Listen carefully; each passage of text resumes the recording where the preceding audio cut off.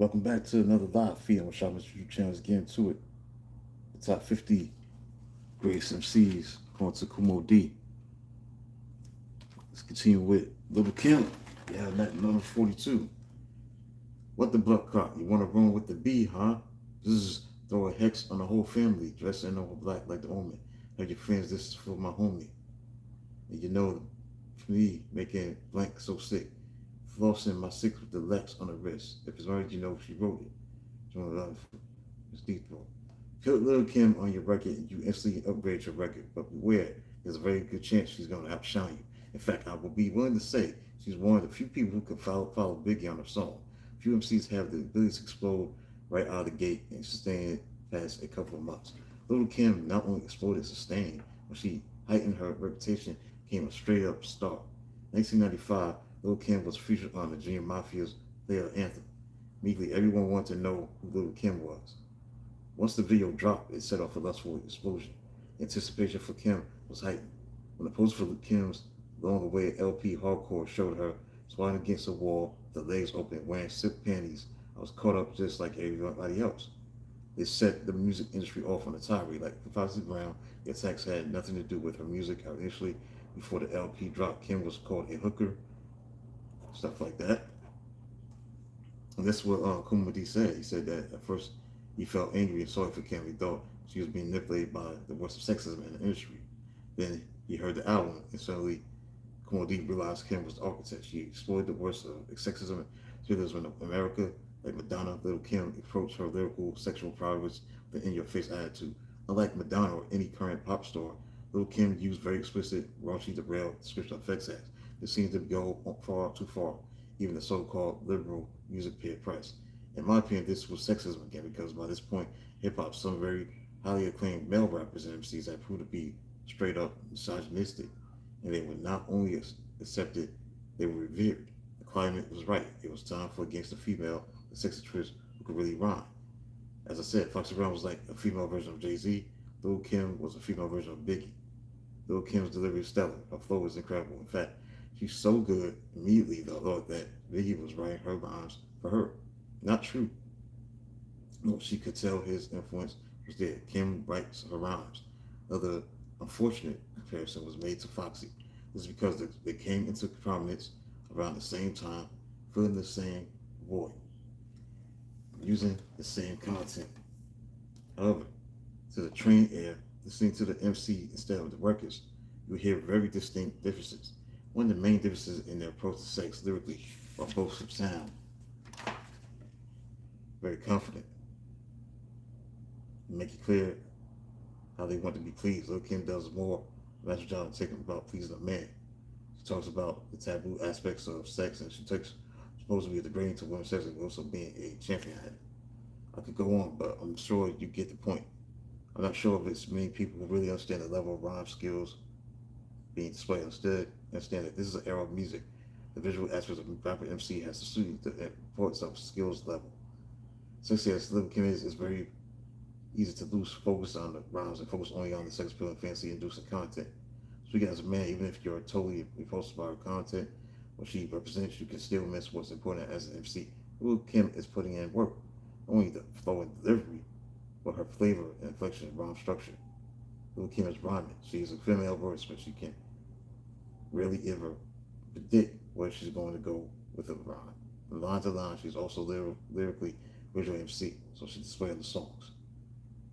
Yeah, so that's why first she was on the beat to be on the list because her flow, her flavor and delivery. She adds life to her rhymes and makes it fun to listen to. Weakness is not enough diversity.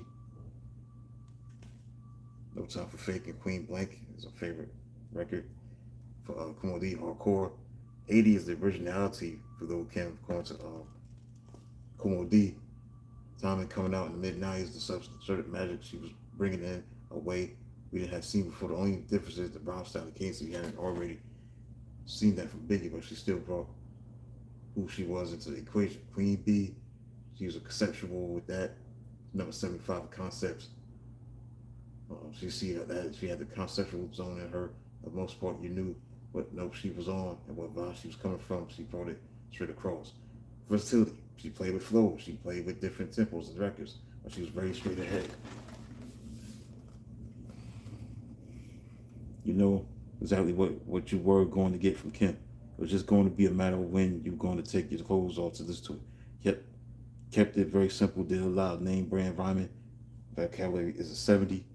Substance is a 70. It's hard to quantify the subject matter that she deals with, the sex and violence, but there's still something to be said for it. Because if it's keeping real, it's what people are doing. It's where people are coming from. She's giving you another side of life.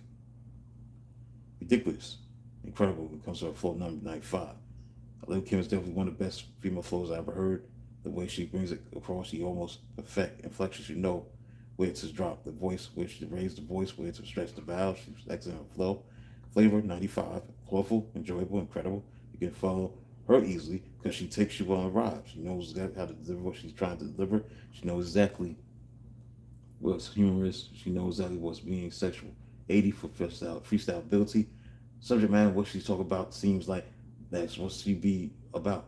That doesn't mean she doesn't have more style in her arsenal, but the indication on the freestyle side is she probably could do it off the top of her head. But at some point, it's still going to be such. It's still going to be usher up. Vocal presence 80. Anybody can enter hip hop. But when you hear Kim, you know it's her. As soon as she comes out on record, you know when you hear her voice. A lot of people outside of hip hop might not know, but her voice still has a presence. 75 for live performance. Lil Kim is energetic over the top. As soon as she walks out, response is crazy. A lot of times, always have to find the stride on stage. I think she's in the process of getting all of that together and mastering it. But she's got so popular so quickly that she had to do whatever she could do with her hit records. The tour that she was on with Puff, definitely a show she put work into the stage show. But when you're doing shows at a certain level, the hits records basically make the show. Sometimes that limits the MC from being able to do more. Kim does her thing in spite of all that. More rhyme over poetry. It's number 60. Body of work, 70. Kim does have hits, but she also has a lot of things on the album that you wouldn't know unless you weren't an avid fan. I think she's putting the album together. Next to her song, Hardcore was the best album, and to me, No Sales KIM, after the passing of Biggie, I'm sure through the pain of all that, there was some kind of emotional letdown with some of what she said about how she had to go through to get back in the studio, and that's why I think the album suffered on some level there. Felt like she was going through something personally. 75, this industry impact, even though the industry doesn't give her accolades, it still took notice of her as a hip hop superstar. Kim, this is more about her presence than the industry accolades. 75, social impact. There was a lot of bad press about her. There was a lot of name calling, mudslinging about her. Same time, she stood up in the middle of the fire, spoke out, kind of was in for the other side of the equation. We saw all the misogyny that was going on with male rappers toward female rappers. Kim represented on the other side of that equation. 95 coming out early, 95 still in 2033. 75, 80 for lyrics. Most people still don't get it. As an MC, she's a rhyming MC. She's not just what you think she is based on her subject matter. She's a rhymer. She's a lyricist. 80 spouse, because it may have something to do with sex. I'll break you off, but what I read from her lyrically, that she definitely has the bells on her. 1,305 total score, 76.7 average score. That's it for Lil Kim. That's it for that. I'm just finished for those who tuned in. Kind of late. I got to come back later, but I'll just finish doing my thing with Lil Kim, talking about this from the book Kool about Lil Kim, number 42. So I'll just finish, hit the like button. You can come back and tune in. Like I said, I'll be back at 3:30, number 41. That'll be it. So that concludes this content. I'll be back at 3:30. Until then, talk to you soon.